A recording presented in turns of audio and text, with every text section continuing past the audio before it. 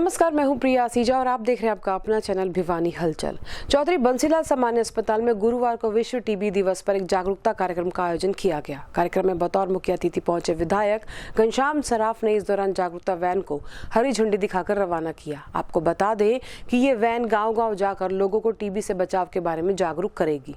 विश्व टीबी दिवस पर चौधरी बंसीलाल राजकीय सामान्य अस्पताल में कार्यक्रम का आयोजन किया गया। इस दौरान विधायक श्री शराफ ने टीबी नियंत्रण के लिए मेदांता अस्पताल से आई जागरूकता वैन को हरी झंडी दिखाकर रवाना किया। यह वैन गांवों में लोगों को टीबी से बचाव के बारे में जागरूक करेगी। कार्यक्रम के दौरान विधायक श्री शराफ ने कहा कि प्रदेश सरकार का उद्देश्य है कि प्रत्येक व्यक्ति को उसके घर तक स्वास्थ्य सेवाएं दी जा सके, जिससे किसी भी व्यक्ति को किसी भी प्रकार की परेशानी ना हो। उन्होंने बताया कि प्रत्येक वर्ष की भांति इस वर्ष भी टीबी दिवस पर यह वैन भिवानी पहुंची है। इस वैन के माध्यम से मरीज के पास जाकर उसकी समय पर जांच होने से उसकी बीमारी का पता चल पाएगा, जिससे मरीज समय पर दवाई लेकर ठीक हो सकेगा। वहीं civil surgeon doctor Raghubir Shandilya ने बताया कि दुनिया भर में 24 मार्च को क्षय रोग यानी टीबी के प्रति लोगों को जागरूक करने के लिए विश्व टीबी दिवस मनाया जाता है। इसलिए विभाग लक्ष्य है कि भारत को 2025 तक टीबी मुक्त तभी कर सकते हैं जब प्रत्येक व्यक्ति इसके प्रति जागरूक हो तथा अपना पूर्ण सहयोग दे। उन्होंने बताया कि टीबी रोग आमतौर पर फेफड़ों का बेहद खतरनाक रोग है, लेकिन यह इंसान में दिमाग, गर्भाशय के अतिरिक्त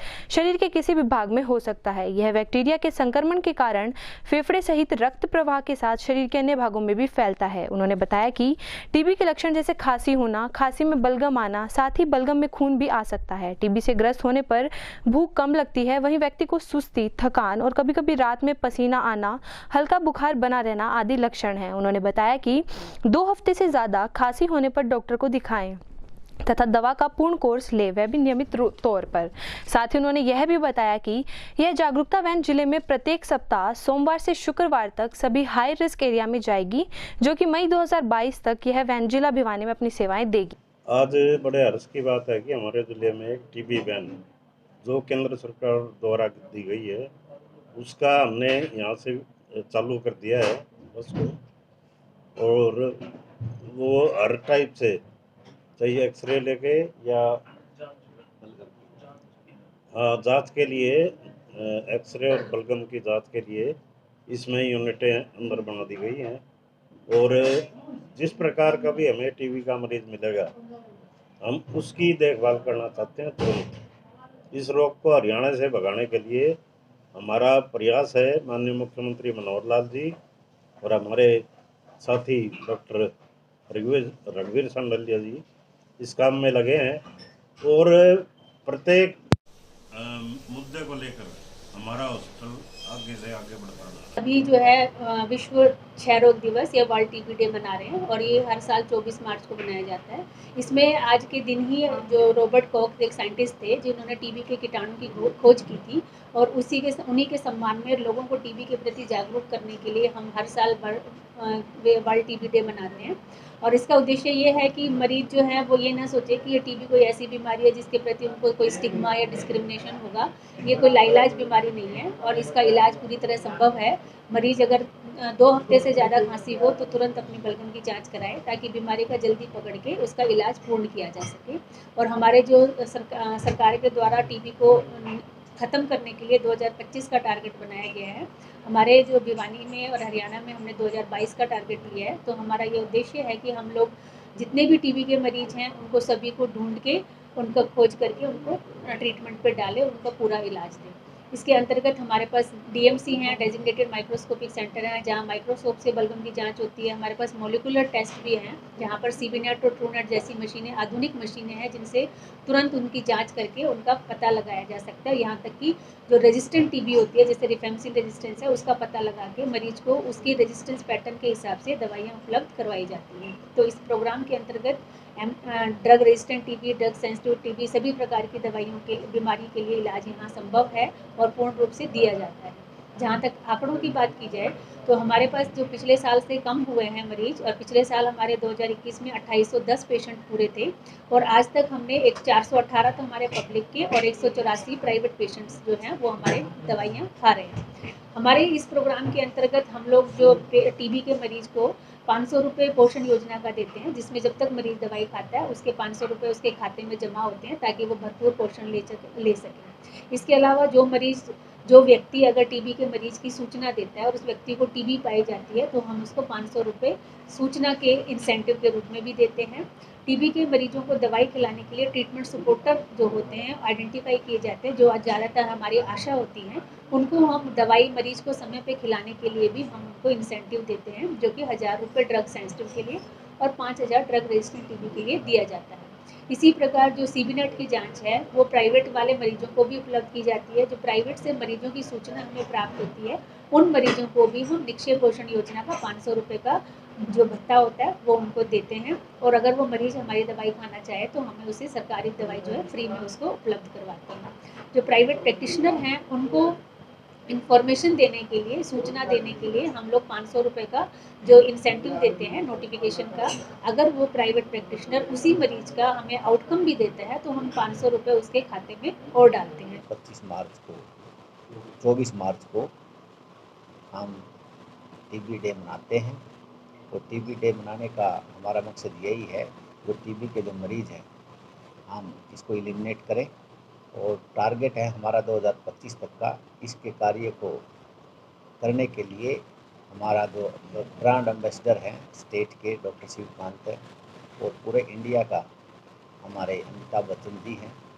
तो इसको कार्य को पूरा करने के लिए हमने एक बस की डिमांड की थी, जो कि मैदानता के सहयोग से हमारे 2 महीने रहेगी। 10 मई तक उसमें रहना है। वो हर गांव जो हाई रिस्क के एरिया में जा कर के मरीजों को फाइंड आउट करेगी, और उसके एक्सरे की सुविधा है और बलगम की सैंपल लेने की सुविधा है। जैसे ही उनका टीबी डायग्नोज होता है तो हमारे जो वर्कर हैं उसको टीबी की दवाई देंगे, और हर मरीज को हम 500 रुपये भी देते हैं। नोटिफिकेशन करने वाले को भी इंसेंटिव मिलता है, इलाज जिसका हो रहा है उसको भी मिलता है, और जिसको सहयोग करता है उसको भी हम इंसेंटिव दे रहे हैं। तो इस प्रकार टीबी के जितने भी मरीज हैं उनकी दवाइयों के साथ साथ में न्यूट्रिशन का भी ध्यान रखा जाता है। मैं आप सभी के माध्यम से सभी लोगों को आग्रह करूंगा, जिसकी खांसी हो 2 हफ्ते से ज़्यादा हो, बुखार हो, वजन कम हो रहा हो, भूख कम लगती हो, वो अपना बलगम जांच जरूर करवाए, और जितना जल्दी हम टीबी के मरीज को पहचानेंगे उसका इलाज होगा तो इनकी संख्या कम होगी। वो फैलाने में इतना कारगर नहीं होता। 1985 से यहाँ भिवानी में कार्यरत हूँ। पहले सरकारी सेवा में था, प्राइवेट में हूँ, और मेरे को सरकार ने इस वर्ष हरियाणा का प्राइवेट सेक्टर का जो टीबी के इलाज के लिए ब्रांड एम्बेसडर नियुक्त किया है, मैं उसके लिए सरकार का आभारी हूँ।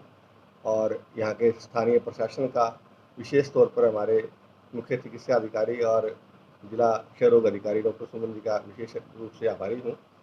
और मैं उन मरीजों का भी आभारी हूँ जिन्होंने मेरे अस्पताल में और मेरे इलाज में इतना विश्वास जताया है। मेरे लिए गौरव की बात है, पूरे जिला के लिए गौरव की बात है, और ये उपलब्धि हम सभी की है, मेरे अकेले की नहीं है। जहाँ तक टीबी के इलाज की बात है, मैं एक ही बात कहना चाहूँगा आम नागरिकों से कि सरकार ने इतनी अच्छी सुविधाएं दी हैं। पूरा इलाज फ्री है, जांच फ्री है, 500 रुपये महीना 6 महीने तक अच्छी खुराक खाने के लिए भी सरकार मरीज को दे रही है। जो चिकित्सक डायग्नोज कर रहे हैं, बीमारी को पकड़ रहे हैं, उनको भी 500 रुपये प्रति व्यक्ति या प्रति मरीज सरकार दे रही है। इतनी अच्छी सुविधाएं और इतनी अच्छी जो एक प्रोत्साहन देने के बावजूद भी अगर हम इसमें पिछड़ जाते हैं तो हमारे लिए बहुत दुख की बात होगी। मेरा सभी से आग्रह है, विशेष तौर से आम नागरिकों से, कि वो इलाज में देर ना करें। मैं ये देख रहा हूँ कि प्राइवेट सेक्टर में भी मरीज आमतौर पे बीमारी बहुत फैलने के बाद डॉक्टर के पास आते हैं। तो शुरुआती स्टेज पर अगर बीमारी डायग्नोज हो जाती है तो उसका जो इलाज का परिणाम हमेशा अच्छा होता है। लेट आने पर कई बार हम दुर्भाग्य से पूरी मेहनत करने के बावजूद भी मरीज को नहीं बचा पाते। नगर परिषद में हुए बहुचर्चित घोटाले में 3 आरोपी गिरफ्तार कर लिए गए हैं। कोर्ट से 2 दिन के रिमांड पर लिए जाने के बाद पानीपत निवासी कपिल ने कई राज उगले हैं। वहीं पुलिस ने उससे 10 लाख रुपए भी बरामद किए हैं। इस घोटाले में धीरे धीरे कई राज खुल रहे हैं। गौरतलब है कि नगर परिषद में करोड़ों रुपए के बहुचर्चित घोटाले में 3 आरोपियों को गिरफ्तार किया गया है, जिसमें से एक व्यक्ति के पास से 10 लाख रुपए बरामद किए गए। आपको बता दें कि घोटाले की जांच इकोनॉमिक सेल द्वारा की जा रही है। 3 आरोपियों में पानीपत निवासी कपिल उर्फ मोनू, दादरी निवासी अरुण व भिवानी निवासी नितिन शामिल थे। आरोपी कपिल ने 2 दिन के रिमांड के बाद राज उगले। आरोपी द्वारा अपने नाम से 3 फर्म बनाई हुई थी, जिसमें नगर परिषद के खाते से मोटा पैसा ट्रांसफर हुआ था। वहीं पुलिस को अरुण व नितिन के रिमांड के बाद भी बड़े राज खुलने की उम्मीद है। ये सुदर्शन जिंदल द्वारा एक दरखास्त दी गई थी, वह मार्केट कमेटी में करोड़ों रुपए नजायज घपले किए गए हैं, जिसके एवज में हमने एक नीतीश अग्रवाल गिरफ्तार किया, उसे 10 लाख रुपये बरामद किए हैं। उसके बाद एक कपिल गिरफ्तार किया जो रिमांड पे है। उसके बाद 2 आरोपी और गिरफ्तार करे हैं, अरुण और नितिन, और जिसका नाम आता रहा गिरफ्तार करते रहे। क्या क्या बरामदगी हुई आपको? 1 से 10 लाख रुपये बरामद हुए। कोई क्रम थी? इनके ट्रांजेक्शन हुई थी। कितने रुपए थे? उसमें कपिल के करीब 3 करोड़ 83 लाख कुछ। गुरुवार को स्थानीय भीम स्टेडियम में ग्रामीण महिला खेलकूद प्रतियोगिता का आयोजन किया गया। महिला एवं बाल विकास विभाग द्वारा खंड स्तर पर आयोजित इस प्रतियोगिताओं में अलग अलग आयु वर्ग की महिलाओं के लिए 6 इवेंट्स रखे गए और विजेता खिलाड़ियों को पुरस्कृत भी किया गया। भिवानी स्थित स्थानीय भीम स्टेडियम में महिला एवं बाल विकास विभाग द्वारा ग्रामीण महिला खेलकूद प्रतियोगिता का आयोजन किया गया। इसी कड़ी में वीरवार को ब्लॉक स्तर पर महिलाओं की प्रतियोगिता का आयोजन किया गया। वहीं महिला एवं बाल विकास विभाग की कार्यवाहक प्रबंधक दर्शना मालवाल ने बताया कि प्रतियोगिताओं में 6 इवेंट्स रखे गए हैं, जिसमें से 3 18 वर्ष से 30 वर्ष की आयु वाली महिलाओं के लिए तथा शेष 3 इवेंट्स 30 वर्ष से ऊपर की आयु वाली महिलाओं के लिए रखे गए हैं। साथ ही उन्होंने बताया कि विजेता खिलाड़ियों को नकद राशि के साथ साथ डिस्ट्रिक्ट लेवल पर आयोजित प्रतियोगिता जो 25 मार्च को भीम स्टेडियम में आयोजित करवाई जा रही है में भाग लेने का मौका मिलेगा। मैं कितलाना गांव से हूँ, वर्कर हूँ और मैं पटाटो रेस में जीती हूँ। इससे पहले भी आपने भाग लिया? हाँ, मैंने इससे पहले भी भाग लिया है, 2-4 बार जीती हूँ। कितना अच्छा लग रहा है? बहुत अच्छा लग रहा है। तो जो अन्य महिलाओं को क्या संदेश देंगे? उनको भी भाई माम कहेंगे फिर और आप भी करो। मैं इनाम ले लेकर जा रही हूँ। अब भी मैंने कई बार आंगनबाड़ी में लगने के बाद पोटैटो आलू में इनाम लिया है और यह इनाम लेकर मेरा दिल बहुत खुश हुआ। आगे से औरतों को ज़्यादा से ज़्यादा खेल में भाग लेने के रुचि के लिए हम यहाँ लाएंगे और सहयोग देंगे। मेरा नाम नीतू है, मैं गांव दिनोद से आई हूँ। मैंने साइकिल रेस में भाग लिया है और मैं तीसरे स्थान पर आई हूँ। कैसा लगा रेस में भाग लेना? फर्स्ट है।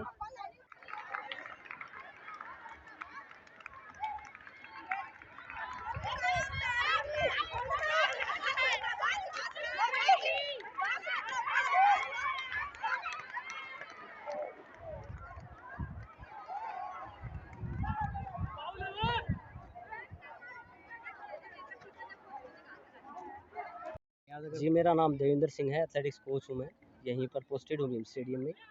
आज ये महिला बाल विकास की तरफ से ये प्रोग्राम करवाया गया है, खेल प्रतियोगिता है। इसमें 2 एज ग्रुप बनाए गए हैं, एक अंडर 18 टू 13 तक। इसमें 13 तक है जो इवेंट है वो 100 मीटर है, और एक पोटैटो रेस है और एक मटका रेस है। एक जो 30 प्लस का है जो एज ग्रुप है उसके अंदर 400 मीटर, 300 मीटर्स और 5 किलोमीटर साइकिल रेस आयोजित करवाई गई है। बड़ा ही अच्छा प्रोग्राम करवाया गया है हमारी तरफ से भी और डिपार्टमेंट की तरफ से भी। तो सर ये जो प्रोग्राम है ये ग्रामीण और शहरी क्षेत्र दोनों मिलाकर के लिया गया है? जी, दोनों ही, ये शहरी और ग्रामीण दोनों को मिलाकर आयोजित किया गया है, दोनों से ही पार्टिसिपेशन किया गया है। तो सर अगर काफ़ी अच्छा यहाँ रिस्पॉन्स है, खिलाड़ियों ने बढ़ चढ़कर इसमें हिस्सा लिया है और काफ़ी अच्छी कई इवेंट तो ऐसे हैं जिनमें खिलाड़ियों ने जो अंडर 18 है परफॉर्मेंस बड़ी अच्छी करी है। खेल प्रतियोगिता है, ये महिलाओं के लिए रखी गई है। हर साल की बातें पहले ब्लॉक लेवल पर होती है प्रतियोगिता, ये सभी ब्लॉक्स में हो चुकी है आज, और कल 25 मार्च को यहीं भीम स्टेडियम में डिस्ट्रिक्ट लेवल की प्रतियोगिता होगी। डीसी साहब इसमें हमारे मुख्य अतिथि होंगे। ब्लॉक लेवल पर जो विनर्स होते हैं उन हमारे इसमें 6 इवेंट रखे गए हैं। 3 18 से 30 साल की उम्र के लिए और 3 30 से ऊपर वालों के लिए। 30 साल तक के लिए हैं साइकिल रेस, 400 मीटर रेस और 300 मीटर रेस, और 30 साल से ऊपर वालों के लिए मटका रेस, आलू चम्मच रेस और 100 मीटर दौड़। ब्लॉक लेवल के विजेताओं को 2100 रुपये, 1100 रुपये और 750 रुपये नगद पुरस्कार इनके खातों में देते हैं। और डिस्ट्रिक्ट लेवल पर है 4100, 3100 और 2100 रुपये। ये महिलाओं के लिए, महिलाओं को घरों से निकालने के लिए वही है। हर रोज हम कुछ ना कुछ सीखते हैं, कुछ देखकर सीखते हैं, कुछ करके सीखते हैं। बाहर निकलते हैं, महिलाएं आपस में मिलती हैं तो इससे कुछ अच्छा ही सीख के जाते हैं। जिले में एक बार फिर इंसानियत को शर्मसार करने वाली घटना सामने आई है। घटना गांव गारनपुर खुर्द की है, जहां दो भाइयों ने मिलकर अपने बड़े भाई और भाभी को ईंट पत्थरों से मारकर उनकी हत्या कर दी। हत्या की वजह बड़े भाई द्वारा छोटे भाइयों को नशा करने से रोकना था। भिवानी जिले में एक बार फिर इंसानियत को शर्मसार कर देने वाला मामला सामने आया है। गांव गारनपुरा खुर्द में दो छोटे भाइयों ने मिलकर अपने बड़े भाई और भाभी की ईंट व पत्थर से मारकर हत्या कर दी। प्राप्त जानकारी के अनुसार Rajendra son of Maha Singh, Kajal wife of Rajendra Kumar, जो अपने दो छोटे भाई सुरेश और रोहताश के साथ अपने एक ही मकान में गाँव में रहते थे तथा राजेंद्र अपने छोटे भाइयों को नशा करने से बार बार रोकता था। इसी बात को लेकर कई बार उनके बीच झगड़े भी हो चुके थे, लेकिन कल देर रात राजेंद्र के छोटे भाई सुरेश और रोहताश ने मिलकर शराब के नशे में अपने बड़े भाई राजेंद्र और भाभी काजल को पत्थर और डंडे से मारकर उनकी हत्या कर दी। वहीं जब इस बारे में थाना तोशाम के केस इंचार्ज सुरेश कुमार से बातचीत की गई तो उन्होंने बताया कि मृतक राजेंद्र और उनकी पत्नी उनके दो छोटे भाई और माता पिता के साथ एक ही मकान में अलग रहते थे तथा उनके आपस में कहासुनी हो जाती थी। इसी को देखते हुए उन्होंने राजेंद्र व उनकी पत्नी काजल की हत्या कर दी। वहीं मृतक की मां के बयानों पर कार्रवाई करते हुए सुरेश और रोहताश के खिलाफ 302 का मुकदमा दर्ज करके आरोपियों की तलाश जारी है तथा दोनों शव का पोस्टमार्टम बोर्ड द्वारा करवाकर शव को परिजनों के हवाले कर दिया गया है। मृतक का नाम राजेंद्र सन ऑफ महासिंह व उसकी घरवाली काजल वाइफ ऑफ राजेंद्र, वासी गारनपुरा खुर्द के हैं ये रहने वाले। कल दिनांक 23 तारीख को हमें रात को सूचना मिली थी भाई वहाँ पर इनकी हत्या हो गई है, जिस पर हम गए अपनी कार्रवाई करी है। ठीक है, इसके बयान पर कार्रवाई करी, किसके तहत? इनके मृतक के मां के बयान पर। ठीक है, कितने आदमी के खिलाफ मुकदमा दर्ज किया गया? 2 आदमियों के खिलाफ, इसके राजेंद्र के सगे भाई हैं सुरेश और रोहतास, उनके खिलाफ कार्रवाई की गई है। जो राजेंद्र के दोनों छोटे भाई हैं और जल्दी इनकी कार्रवाई गिरफ्तारी कर ली जाएगी और गिरफ्तारी करके जो प्रक्रिया होगी वो पूरी की जाएगी। गुरुवार को नगर के लिटिल हट पब्लिक स्कूल में 3 दिवसीय वार्षिक पारितोषिक व छात्रवृत्ति वितरण समारोह का आगाज किया गया। रंगारंग कार्यक्रमों की प्रस्तुति के साथ शुरू हुए इस समारोह में आज पहले दिन स्कूल के जूनियर विंग के बच्चों को पुरस्कृत किया गया। वीरवार को स्थानीय हालुआस गेट स्थित नजदीक बंसीलाल पार्क के समीप लिटिल हार्ट्स पब्लिक स्कूल में 3 दिवसीय वार्षिक पारितोषिक व छात्रवृत्ति वितरण समारोह का आयोजन किया जा रहा है। इसी कड़ी में विद्यालय में अनेकों रंगारंग कार्यक्रम की प्रस्तुतियां भी बच्चों द्वारा दी गई। वहीं लिटिल हार्ट पब्लिक स्कूल के प्रबंधक निर्देशक डॉक्टर पवन गोयल ने बताया कि समारोह के पहले दिन लिटिल हार्ट कन्वेंट स्कूल के बच्चों को सम्मानित किया गया, जिसमें प्री नर्सरी से 2nd क्लास के विद्यार्थी उपस्थित रहे। साथ ही उन्होंने बताया कि 90% विद्यार्थियों द्वारा स्कॉलरशिप प्राप्त की गई है तथा 95% विद्यार्थी फर्स्ट डिवीजन से पास हुए हैं। अभिनंदन करता हूं और मुझे आप सबकी उपस्थिति इतनी संख्या में देखकर मेरा हृदय खुशी से भरा हुआ है। क्यों? इसलिए भरा हुआ है कि मैं इस स्कूल को आरंभ करने वाले में से एक हूँ। उस समय जो संख्या थी होनी चाहिए, लेकिन ना आपके सहयोग से, आपके विश्वास से और जो यहाँ पर कार्यरत अध्यापिकाएं हैं उनकी मेहनत से और आप और मैनेजमेंट की मेहनत से, मैं तो बूढ़ा चेयरमैन हूँ, I can not do anything except few words. तो मैं इस अवसर पर आप सबको बधाई भी देता हूँ। आप बड़ी प्रतीक्षा में हैं कि ये क्रिटिकल टाइम होता है पेरेंट्स के लिए कि देखो मेरा बच्चा फर्स्ट आता है, सेकंड आता है, थर्ड आता है, क्या आता है, वो आप वेटिंग कर रहे हैं।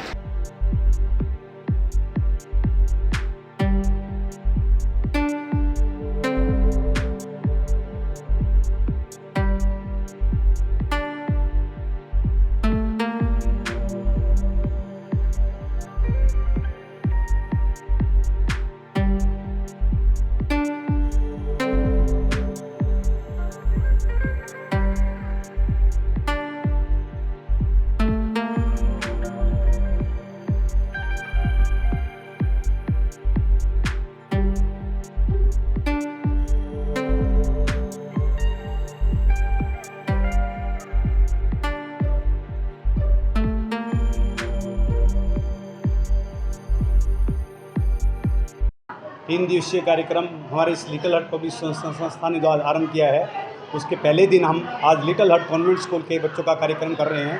इसके अंतर्गत हम pre nursery to second class के बच्चों का रिजल्ट देंगे, उनकी स्टेज परफॉर्मेंस देंगे। और मैं आज बताना चाहता हूं कि हमारे 90% बच्चों ने स्कॉलरशिप, फर्स्ट और सेकंड क्लास के 90% बच्चों ने, लगभग 500 बच्चों ने स्कॉलरशिप प्राप्त की है। और प्री नर्सरी, नर्सरी और केजी के मोस्टली बच्चे 95% बच्चे फर्स्ट ग्रुप में रहे हैं।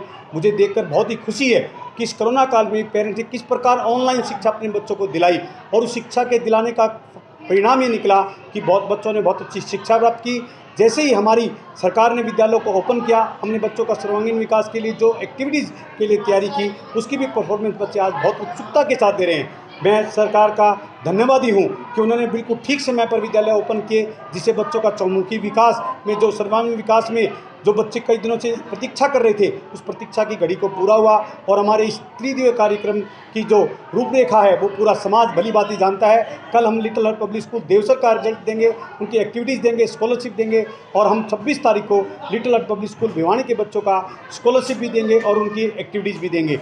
ये बहुत ही खुशी की बात है कि कोरोना अवधि समाप्त हो गई है और हम अपने बच्चों को वापस ट्रैक पर ला सके हैं। और जो उनमें हमें लग रहा था कि बच्चे शायद कोरोना काल के बाद कुछ रिवर्स होके आएंगे, बट बहुत ही खुशी की बात है कि ऑनलाइन स्टडी के माध्यम से हमने अपने बच्चों को कनेक्ट रखा और उनकी बहुत ही बेहतरीन परफॉर्मेंस देखने को मिली और बहुत ही अच्छा परिणाम रहा। और लगभग 500 के करीब बच्चों ने आज जो हमारी अप टू सेकंड क्लास तक का हम रिज़ल्ट दे रहे हैं, 500 के करीब बच्चों ने स्कॉलरशिप ली है। और उसी के साथ साथ हम रिज़ल्ट के साथ साथ ही सांस्कृतिक गतिविधि का प्रोग्राम भी रखते हैं। और उसका उद्देश्य सर्वविदित है कि हमें अपने बच्चों में संस्कार भी डालने होते हैं। सिर्फ शैक्षणिक गतिविधियों के अलावा और भी सांस्कृतिक गतिविधियां हैं, संस्कार हैं, ताकि बच्चों का स्टेज कॉन्फिडेंस बढ़ सके। और अभिभावकों को भी अपने बच्चों को देखने का मौका दिया जाता है और वो भी देखते हैं कि उनके बच्चे दिन प्रतिदिन कितनी उन्नति कर रहे हैं और आगे आने वाले समय में वो देश के विकास में कितना अच्छा कंट्रीब्यूशन दे सकेंगे। नगर के सामान्य अस्पताल के आयुष विभाग परिसर में योग महोत्सव मनाया गया। आयुष विभाग हरियाणा व हरियाणा योग आयोग द्वारा इस दौरान जिला और राज्य स्तर पर उत्कृष्ट प्रदर्शन करने वाले बच्चों को सम्मानित किया गया। कार्यक्रम की शुरुआत नगर के विधायक ने बतौर अतिथि पहुंचकर दीप प्रज्वलन के साथ की।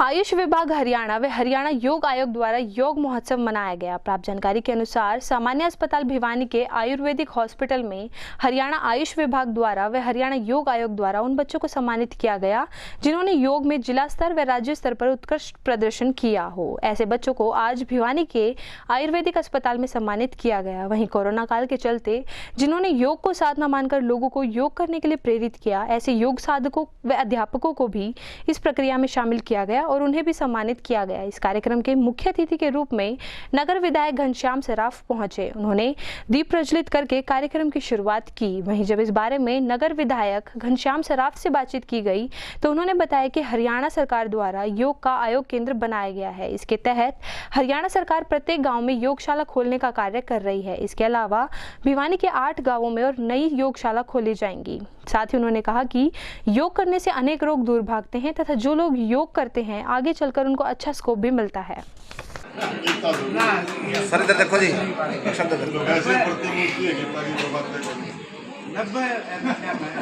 आज योग आयोग और आयुष विभाग का ये कार्यक्रम, इसमें सभी डॉक्टर साहिबान, सभी जो सामाजिक संस्थाओं से जुड़े लोग, ये सब इसमें शामिल हुए हैं। हमारे बच्चों को भी यहाँ से कोई इनाम दिया गया है जो पहले नेशनल लेवल पे अपना प्रदर्शन करके आए। आगे भी हमारा ये जो लक्ष्य है, 12 गांव में योगशालाएँ बनी हैं और 8 गांव में और योगशालाएँ बनाने का हमारा लक्ष्य है। इस योजना के अंदर 20 गांव में हमारा योग के केंद्र बन जाएंगे। और जिस प्रकार से हमारा योग आयोग का और आयुष का जो कार्यक्रम चल रहा है, इसमें निश्चित रूप से हमारे डॉक्टर देवेंद्र जी व अन्य डॉक्टर साहिबान, उनका जिस प्रकार से यहाँ पे दिशा निर्देश रहा है वो एक महत्वपूर्ण बात है। और हमारे समाज को जब इस मुख्य धारा से जोड़ेंगे तो निश्चित रूप से कि इसमें आश्चर्यजनक परिवर्तन आएगा और देश का लोगों का स्वास्थ्य ठीक रहने लग जाएगा क्योंकि इस प्रकार के जो भी तनाव वगैरह जो भी आज की सिस्टम में है, उन तनावों को दूर करने का एकमात्र लक्ष्य है योग करना। और इस योग को बढ़ावा देने के लिए हम निरंतर प्रयास कर रहे हैं।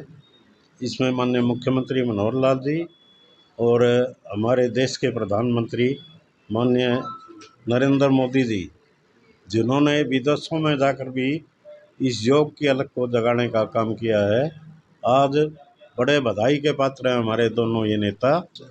सबसे पहले तो मैं अपने विधायक जी का धन्यवाद करना चाहता हूँ कि इन्होंने अपना कीमती समय निकाल कर या इस आयोग को दिया है, और 90 में से गारंटी के साथ कह सकता हूँ कि भाई सबसे ईमानदार आदमी ये सभ्य है, मृदुभाषी हैं।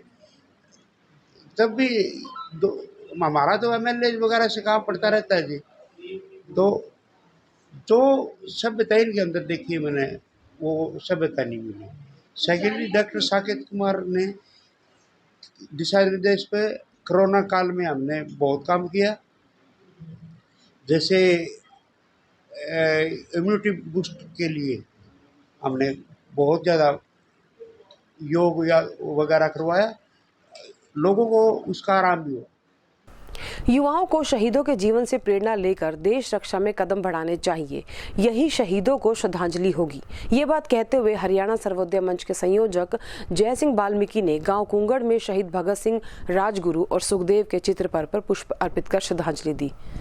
देश की आज़ादी के लिए हंसते हंसते अपने प्राणों को न्योछावर करने वाले शहीद वास्तविक जीवन के असली हीरो व सभी के प्रेरणा स्रोत होते हैं। युवाओं को शहीदों के जीवन से प्रेरणा लेते हुए देश रक्षा में अपने कदम बढ़ाने चाहिए, यही शहीदों को श्रद्धांजलि होगी। यह बात हरियाणा सर्वोदय मंच के संयोजक जय सिंह वाल्मीकि ने शहीदी दिवस पर गाँव कुंगड़ में शहीद भगत सिंह, राजगुरु व सुखदेव के चित्र पर पुष्प अर्पित कर श्रद्धांजलि अर्पित करते हुए उपस्थित लोगों को संबोधित करते हुए कही। वहीं जय सिंह ने कहा कि स्वतंत्रता संग्राम में अपने प्राणों की आहुति देने वाले सभी शहीदों के त्याग एवं बलिदान की बदौलत ही आज देशवासी खुली हवा में सांस ले रहे हैं। हमें शहीदों के ऋण को भुलाना नहीं चाहिए। उन्होंने कहा कि तीनों क्रांतिकारियों ने अत्याचारी अंग्रेजों के खिलाफ लड़ाई लड़ी थी तथा भारत माता के लिए उन्होंने अपने जान की कुर्बानी दी थी। युवाओं के लिए भगत सिंह, राजगुरु और सुखदेव आज भी सबसे बड़े प्रेरणा स्रोत हैं। उन्होंने कहा कि देश के लिए मर मिटने का उनका जज्बा देशवासियों को हमेशा प्रेरित करता रहेगा।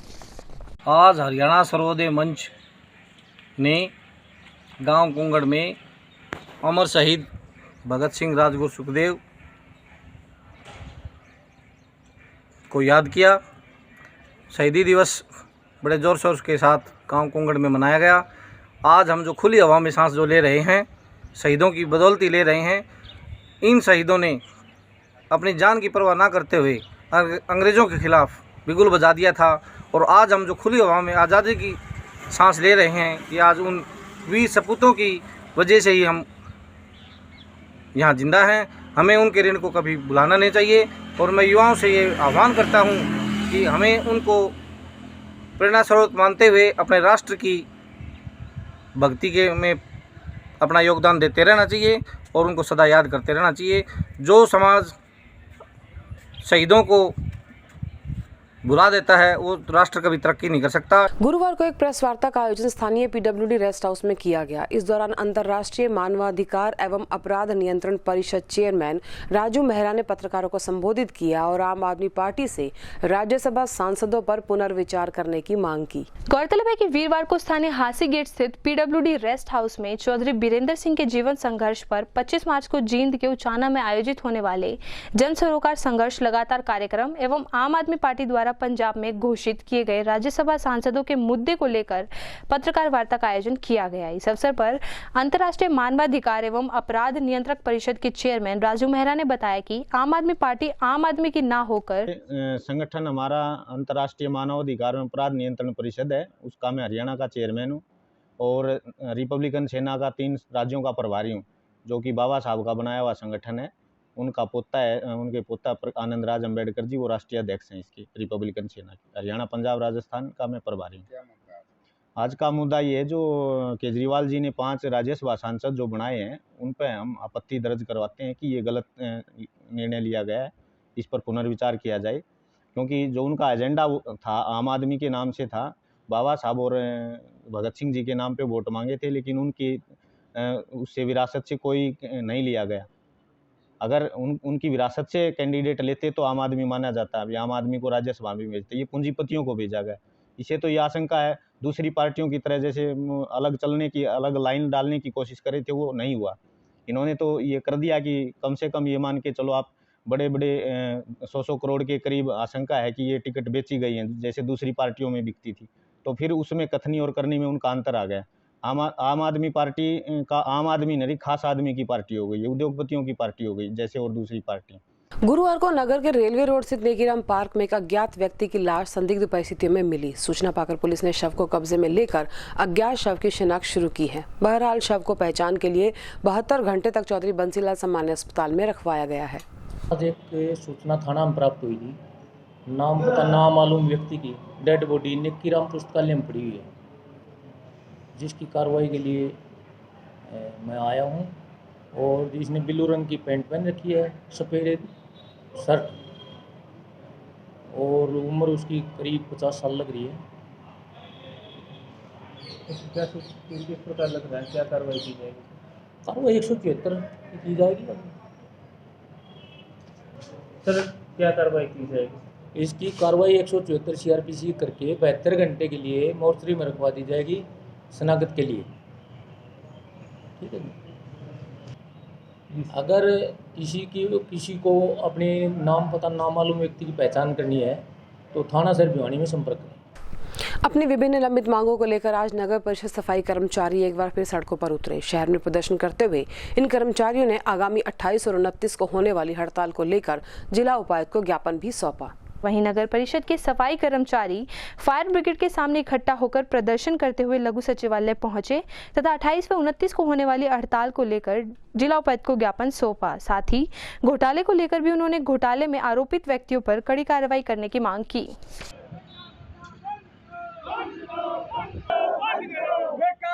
बंद करो, कच्चे कर्मचारियों को पक्का करो, कर्मचारियों को उत्पीड़ित करना बंद करो, कौशल रोजगार निगम को भंग करो, कौशल रोजगार निगम को भंग करो, मोदी सरकार मुर्दाबाद। मैं महेंद्र सिंह संगेलिया, नगर पालिका कर्मचारी संघ हरियाणा का राज्य कैशियर। आज जो ज्ञापन दिया जा रहा है, आज ज्ञापन दिया जा रहा है कि जो 28-29 तारीख की जो देशव्यापी हड़ताल है उसके विषय में आज ये हम नोटिस दे रहे हैं। डीसी साहब के माध्यम से मुख्यमंत्री को जाएगा। ये जो हमारे से जो बात करके ना सरकार जो मुकर रही है, हमारा जो मंत्री जी है, वो मंत्री जी ने भी हमें टाइम दिया था, लेकिन वो भी मंत्री जी भी अभी बात करने का इच्छुक नहीं है। इसलिए पूरी नगर पालिका कर्मचारी संघ हरियाणा पूरे प्रदेश के आज ये ज्ञापन दे रहे हैं। नगर पालिका कर्मचारी संघ हरियाणा की ओर से डीसी के माध्यम से मुख्यमंत्री के नाम ज्ञापन जो 28-29 तारीख को जो प्रदेश की जो सभी ट्रेड यूनियन ने मिलकर जो हड़ताल कर रही है 28-29 की, उसके बारे में आज डीसी साहब को ज्ञापन दिया जा रहा है। और जो इस ज्ञापन के माध्यम से हम हरियाणा सरकार को और जो भारतीय जनता पार्टी जो केंद्र की सरकार है उससे हम ये कहना चाहते हैं कि हम जो मांग पत्र दे रहे हैं इसमें हमारी मांगे है कि ठेका प्रथा समाप्त हो, कच्चा कर्मचारी पक्का हो, और जो पुरानी पेंशन नीति जो कर्मचारी जो लेते आ रहे थे और जो कर्मचारी लगे हैं जो MPS जिनका काटा जा रहा है उनको इसमें बहुत बड़ा नुकसान है। हम ये कहना चाह रहे हैं सरकार से कि जो पुरानी पेंशन नीति है उसको भी सरकार तुरंत प्रभाव से बहाल करे। और जो आने वाले जो हमारे जो आंदोलन जो चल रहे हैं, जो हमारे जो निकाय विभाग के जो मंत्री थे अनिल विज जी, उनसे हमारी कई दौर की बातचीत हुई, लेकिन उसके बाद भी जो सभी बातें उन्होंने जायज़ मानी, लेकिन उसके बाद भी कोई परिपत्र उन्होंने हमारा जारी नहीं कराया। इस करके हमारा दोबारा ये आंदोलन शुरू हो रहा है। जो हमारे जो नए मंत्री बनाए हैं कमल गुप्ता जी, उससे भी हमारी एक बार मुलाकात है, उसके घर पर प्रदर्शन करने गए थे, लेकिन उन्होंने भी भाई टाइम दिया है कि भाई मैं जल्द से जल्द आपसे बात करूँगा, लेकिन उसके बाद भी बातचीत करने का कोई निमंत्रण नहीं है हमारे पास। और इसी के साथ दीजिए हमारी पूरी टीम को इजाजत। बने रहिए भिवानी हलचल के साथ।